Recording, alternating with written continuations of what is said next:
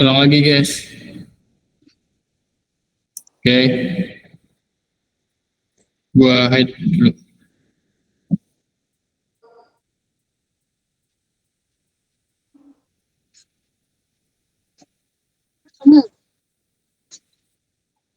Oke, gua mulai bang.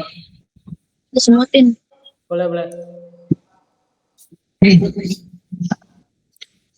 Bismillahirrahmanirrahim. Assalamualaikum warahmatullahi wabarakatuh. Waalaikumsalam warahmatullahi wabarakatuh. Kami dari kelompok 10 mata kuliah digital marketing akan mempresentasikan tema materi kami, yaitu etika dan tanggung jawab sosial dalam pemasaran digital. Ini merupakan anggota dari kelompok 10. Yang pertama ada Roda Musrifah, yang kedua ada Sofian Arif, yang ketiga adalah saya Muhammad Rafi Rasyad, dan yang terakhir ada Alia Sylvia Ikan. Pendahuluan.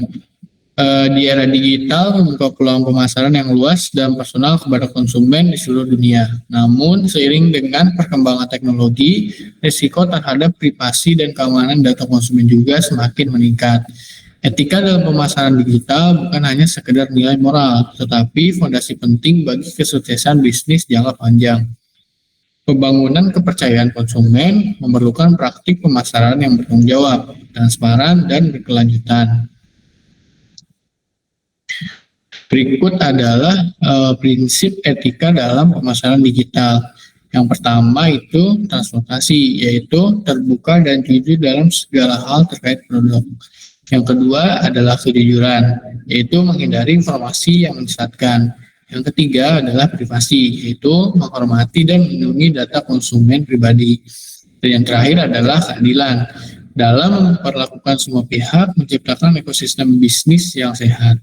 Keempat prinsip ini yang saling terintegrasi untuk membangun fondasi kepercayaan yang kokoh dengan konsumen. Selanjutnya akan dibahas oleh Alia Sylvia. Selanjutnya ada transparansi fondasi kepercayaan. Yang pertama itu 94% konsumen tetap loyal pada merek yang transparan. Kemudian komunikasikan identitas brand dengan jelas.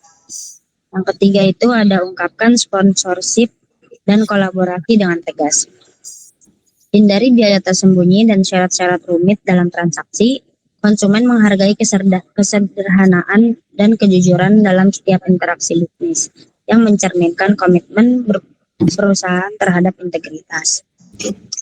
Selanjutnya ada privasi dan keamanan data. Yang pertama itu dapat persetujuan tertulis sebelum mengumpulkan data.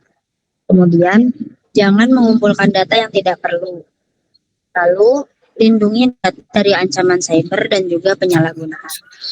Perusahaan harus secara aktif mendengarkan dan juga merespon setiap kekhawatiran konsumen tentang privasi dengan cepat dan juga profesional untuk membangun kepercayaan jangka panjang. Kemudian ada ketidaketisan yang harus dihindari. Yang pertama itu iklan palsu atau menyesatkan yang tidak sesuai fakta. Kemudian spam dan konten yang tidak diinginkan kepada konsumen. Selanjutnya ada diskriminasi dan pelecehan dalam pesan marketing. Eksploitasi data pribadi tanpa izin tertulis merupakan tindakan ilegal yang dapat mengakibatkan konsekuensi hukum serius dan juga merusak reputasi brand secara permanen. Kemudian akan dilanjutkan oleh Mbak Rauda.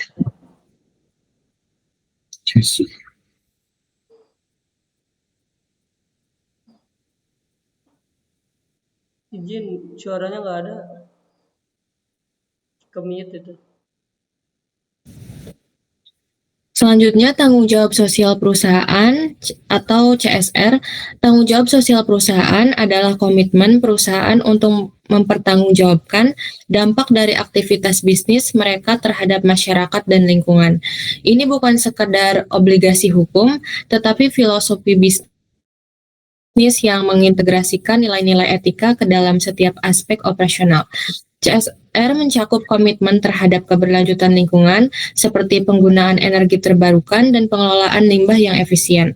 Perusahaan juga berkomitmen untuk pendidikan dan pemberdayaan komunitas lokal melalui program pelatihan dan inisiatif sosial. Dengan menerapkan praktik bisnis yang etis dan berkelanjutan, perusahaan berkontribusi pada kesejahteraan masyarakat sambil memastikan kesuksesan bisnis jangka panjang. Kemudian ada kampanye pemasaran berkelanjutan. Yang pertama itu ada edukasi publik tentang praktik bisnis etis melalui konten, lalu media sosial sebagai saluran menyebarkan pesan keberlanjutan, kemudian kampanye digital lebih hemat energi dari metode tradisional. Kolaborasi strategis dengan organisasi non-profit memperkuat dampak positif kampanye dan menunjukkan komitmen nyata perusahaan terhadap tanggung jawab sosial dan lingkungan. Selanjutnya, tanggung jawab influencer. Transparansi dalam setiap kampanye influencer, hindari taktik pemasaran yang menyesatkan. Influencer harus jujur dalam merekomendasikan produk. Kejujuran dalam endorsement membangun kepercayaan audiens yang berharga dan menciptakan hubungan autentik antara influencer, brand, dan konsumen untuk hasil kampanye yang lebih efektif. Selanjutnya akan dilanjutkan oleh Mas Sofyan. Baik, penerapan etika pada UMKM digital. Yang pertama, ramah dan responsif dalam pelayanan pelanggan. Lalu jujur dalam deskripsi produk tanpa manipulasi, tidak adanya penipuan dalam pengiriman dan transaksi. UMKM yang fokus pada pembangunan reputasi jangka panjang melalui kepercayaan konsumen akan memiliki keuntungan kompetitif signifikan dalam ekosistem digital yang semakin ramai. Kemudian ada manfaat penerapan etika digital marketing. Yang pertama, membangun kepercayaan dan loyalitas konsumen jangka panjang. Lalu, meningkatkan reputasi dan citra positif brand.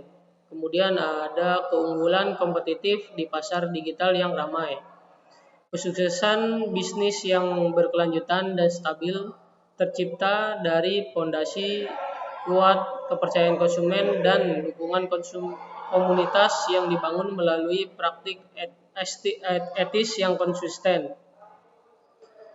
Kemudian untuk kesimpulannya, etika dan tanggung jawab sosial bukan hanya kewajiban moral, tetapi investasi strategis untuk kesuksesan jangka panjang.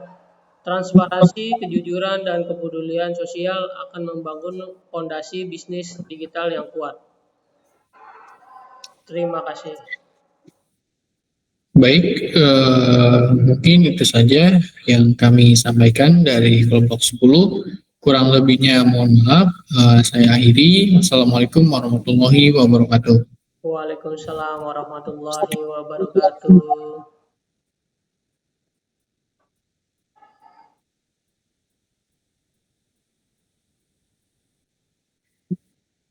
Oke, Bang.